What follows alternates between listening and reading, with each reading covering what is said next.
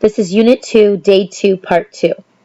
So we left off with learning about domain and range. So it gives us this function here that's defined on the graph. And it says, which of the following represents its domain and range? So remember, domain is going from left to right, but be very careful.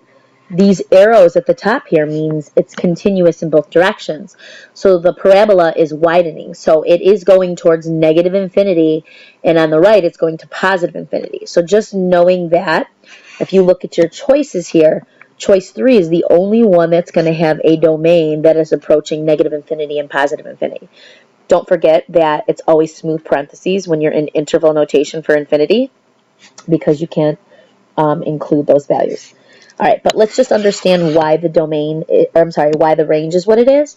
So range is your low and your high moving vertically. So the low is pretty easy to see. The low is at -4 and it's included. So that's why it is a square bracket, because you include the value -4. But just like the domain, the range up top has arrows, which means it's continuous to positive infinity. So it's definitely going to be choice 3. Moving on to example 17, it says the function f of x, and then it gives that algebraic fraction there, has the outputs given by the following calculator table. So basically, if you were to plug that function in your calculator and then insert the table, there's your values. So part A says evaluate f of 1 and f of 6. So basically, remember, that's your x value. So it says when x is 1, what is its output?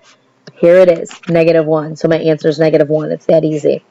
Okay? At f of 6, that means when x is 6, that's down here, your value is at 6.5. Really, really easy. Part B, why does the calculator give an error at x equals 4? So if you're looking at that, remember, anytime there's an algebraic fraction, so if you go look back up top, you can't have a denominator that's undefined. And that means there's a value of x that you can substitute into the denominator, and it would force that denominator to be a 0. Okay? Something can't be divided by nothing. So x equals 4. If you look at that denominator, if you did 4 minus 4, that would result in a 0, and that would force the fraction to be undefined. So that's why there's an error at 4. Are there any other values except x equals 4 that are not in the domain of f? Explain. Well, no, because the only value is x equals 4. So, no, x equals 4 is the only value that causes the function to be undefined.